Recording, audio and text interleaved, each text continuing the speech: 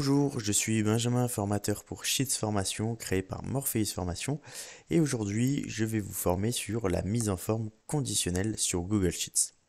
Pour débuter, la mise en forme conditionnelle c'est très important car ça va vous permettre de visualiser d'une meilleure manière vos données et d'attirer l'œil directement vers les informations importantes. Et donc ça peut rendre la lisibilité de votre fichier bien meilleure. Donc on va pas perdre plus de temps, on va débuter directement. Il y a deux types de mise en forme conditionnelle.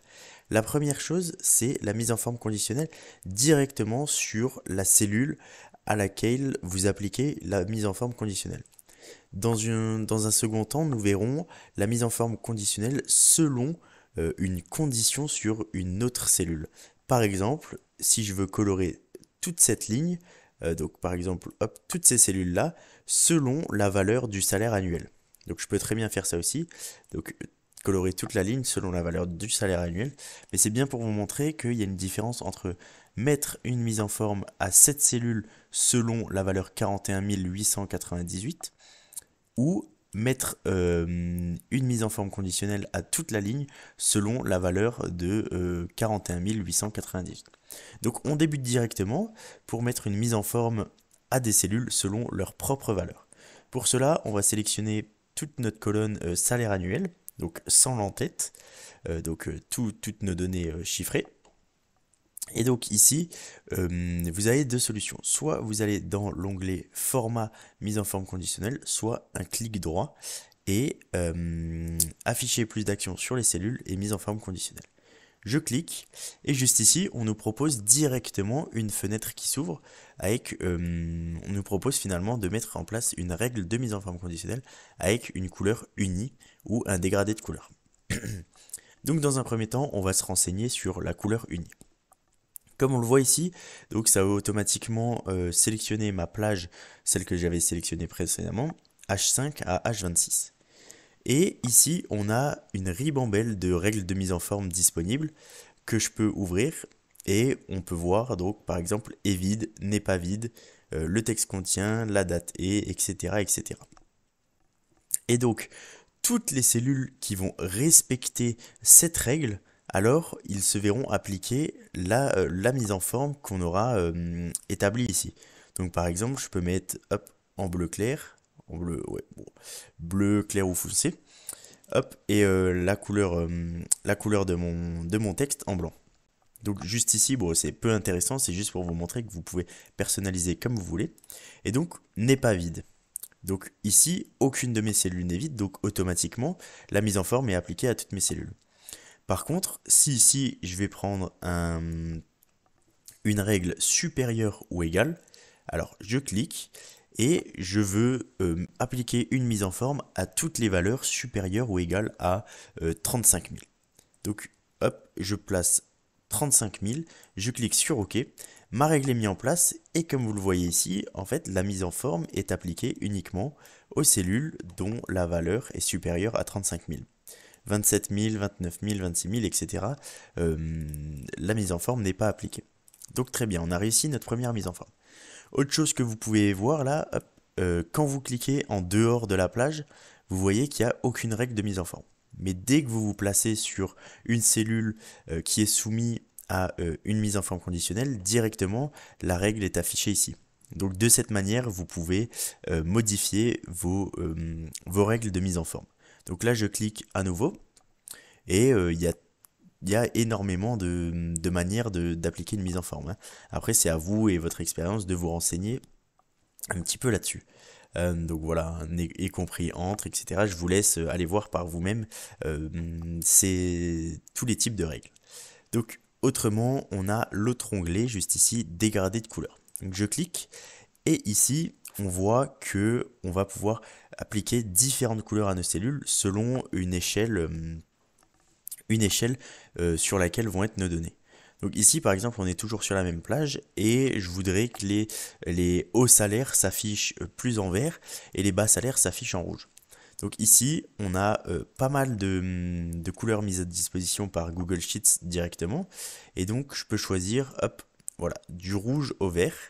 Et ici je sélectionne valeur minimale, donc la valeur minimale elle est en rouge, Et donc, les valeurs minimales vont, au niveau de leur couleur, vont s'approcher le plus de cette couleur rouge ici sélectionnée. Ensuite, au milieu là, donc voilà, on parle de centile ou alors aucun qui va sélectionner voilà, une couleur un petit peu bizarre. Sinon, on peut se mettre en nombre aussi. Et là, il me sélectionne directement donc le salaire médian, donc qui est au milieu des deux salaires, enfin au milieu des deux extrêmes, pardon. Et donc, ça nous met la couleur blanche. Et enfin, le salaire maximum va être en vert. Et comme je l'ai dit, pareil qu'avec les rouges, par exemple, ici, la valeur maximale, comme on va le voir, c'est 58 000. Et plus on va se rapprocher de 58 000, plus la couleur verte, comme par exemple ici 52 000, va se rapprocher de cette couleur ici. Et donc ça peut vous faire une échelle de couleurs comme ça, comme vous voulez, hein. C'est très rapide avec les propositions de Google Sheets. Vous pouvez le faire hop en rouge ou simplement une échelle de dégradé vert. Et donc voilà. Je vous laisse également vous renseigner sur toutes les options, valeur maximale, nombre, pourcentage, centile. Enfin, quand je dis vous renseigner, c'est essayer par vous-même sur vos données, histoire de vous entraîner un petit peu. Et donc, voilà. Comme vous le voyez, on peut également ajouter plusieurs règles.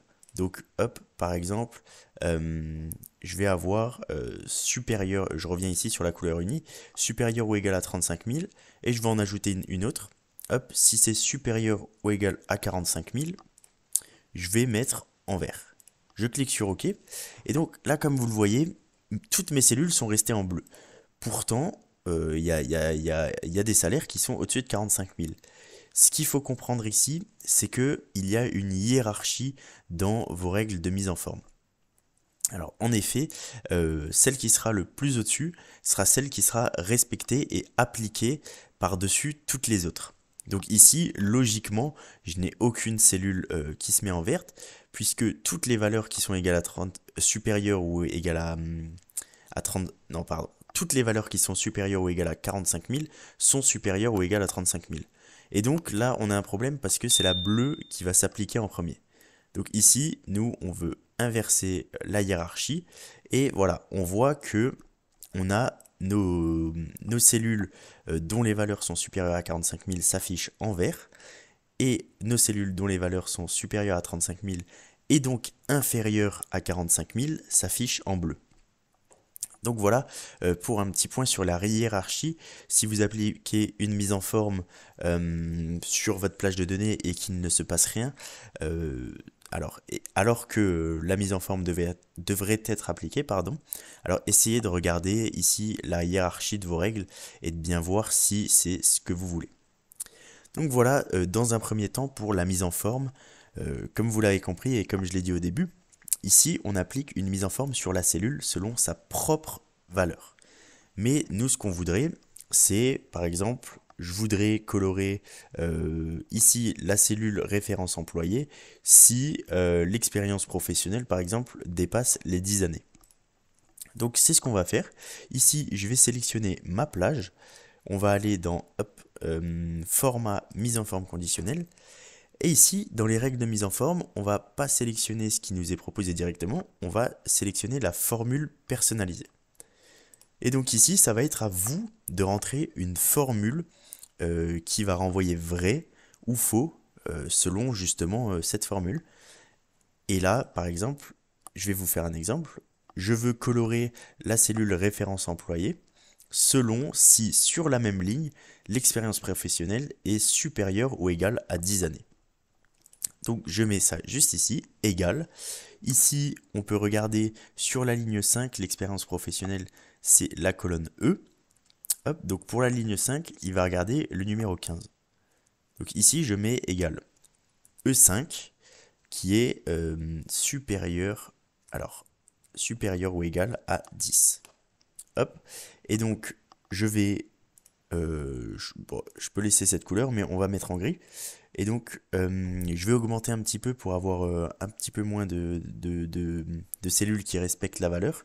Donc voilà, supérieur ou égal à 14. Je mets OK. Et ici, on voit que toutes les lignes qui se sont vus appliquer la mise en forme conditionnelle sont des lignes où l'expérience professionnelle est supérieure ou égale à 14 années. Donc la 15, 18, 16, etc. Et donc, vous savez comment appliquer une formule personnalisée selon cette valeur. Ici, pour bien comprendre, en fait, on met E5 supérieur ou égal à E14. E5 car on commence à la ligne 5 et on veut voir la colonne expérience professionnelle. Mais automatiquement, Sheets, lui, derrière cette formule, pour la cellule référence employée à la ligne 6, lui, il va regarder non pas E5, mais il va bien regarder E6. Contrairement à si ici, je fais une référence absolue, je vais bloquer up complètement. Alors là, il va tout le temps regarder la cellule E5 et automatiquement, la cellule E5 est supérieure ou égale à 14. Donc toutes ces cellules vont se voir appliquer la mise en forme. Mais c'est pas du tout ce qu'on veut. C'est simplement pour comprendre que Sheets, lui, derrière cette formule, il itère automatiquement sur le nombre de lignes. Donc voilà pour la formule personnalisée. Et donc si vous voulez colorer encore plus de choses ici, ça va être le même problème. On va sélectionner notre plage, hop, si on veut colorer voilà, toutes les lignes jusqu'à année post-bac, ou même voilà, on veut tout notre tableau sauf le salaire. Je clique sur OK, et là, le problème c'est que il nous fait un petit peu n'importe quoi. Alors, si vous avez bien suivi, vous détectez le problème ici, c'est que lorsque je sélectionne E5 par exemple pour la première ligne, alors ici, pour la référence employée, il va vérifier E5. Mais pour l'année d'entrée, il va également itérer vers la droite. Puisque là, je passe de référence employée à année d'entrée, je passe d'expérience professionnelle au sexe. Et donc là, il vérifie si F est supérieur ou égal à 14. Donc nous, c'est pas du tout ce qu'on veut. Et donc, on va bloquer la colonne avec le symbole $. Et voilà. Ici, ce qu'il va faire, on va bloquer la colonne E. Donc, peu importe qu'on aille vers la droite, il va toujours rester sur la colonne E. Et ensuite, quand il va descendre de ligne, comme je vous l'ai expliqué avant, il va faire E6, E7, E8, etc. Et donc là, on peut mettre OK. Et on a bien appliqué notre mise en forme sur toute la ligne, excusez-moi, selon la valeur de la cellule dans la colonne expérience professionnelle. Et ça concorde bien avec ce qu'on voulait. Dès que c'est supérieur à 14, la ligne a eu une mise en forme. Donc évidemment, les couleurs là, c'est pas les meilleures que j'ai choisies, mais à vous de personnaliser ça selon votre bon vouloir dans la cellule. Et ensuite, pour les formules, évidemment, vous pouvez mettre tout type de formules. Donc, par exemple, des fonctions et ou des choses comme ça qui vont vous renvoyer une valeur vraie ou une valeur fausse. Alors, nous nous retrouvons pour un dernier point sur la mise en forme conditionnelle sur Google Sheets. Donc, un point un petit peu plus compliqué, mais qui va s'appliquer uniquement aux règles du type le texte contient ou le texte ne contient pas. Donc, je vais recommencer l'opération. Juste ici, on va sur la mise en forme conditionnelle et on va appliquer une des règles, le texte contient. Ça marche également avec le texte contient, ne contient pas, etc. Et donc, ici, on va vouloir vérifier une certaine chaîne de caractères. Donc pour cela, vous avez deux solutions. Soit vous vérifiez directement que le texte contient une chaîne de caractères exacte, donc typiquement ABC par exemple, ou encore ACC. Et là, si on met OK, voilà, on voit que ACC a bien sa mise en forme conditionnelle, il s'affiche en vert. Donc une autre solution, c'est de vérifier l'avant et l'après d'une chaîne de caractères. Par exemple, si je veux vérifier que mon texte, il commence bien par A et il finit bien par C, et au centre, il n'y a qu'un seul caractère, peu importe lequel, tant que la chaîne de caractères commence par A et finit par C. Dans ce cas-là, on va supprimer le caractère au milieu et je mets un point d'interrogation. Donc là, la règle que je lui dis, c'est vraiment, ok, mets-moi une mise en forme à toutes les cellules qui contiennent quelque chose qui commence par A, ou pardon, qui contient un moment où ça commence par A et qui finit par C, donc ça c'est ma règle. Et au centre, je veux un seul caractère, peu importe lequel, ça suffira, renvoie-moi tout ça. Donc je mets OK, et là on voit bien qu'on commence par A, on finit par C, et on a le point d'interrogation au milieu, donc là qui prend la forme du B. Même chose en dessous avec qui prend le C, et ici on a littéralement la même chose, donc ça marche également. Donc pour me rattraper juste avant, là j'ai dit que le mot commençait par A ou finissait par A, mais c'est vraiment qui contient. Donc si ici je remplace, hop, je mets A, voilà, peu importe, hein. Ou alors je vais mettre voilà, n'importe quoi. L'essentiel, c'est qu'ici, le texte contient un A. Au milieu, on a le point d'intégration, peu importe la chaîne de caractères, peu importe le caractère, pardon. Et ensuite, il y a un C. Donc peu importe par quoi ça commence ou ça finit, tant qu'il contient cette valeur. Hop, pour clarifier simplement mon lapsus d'avant.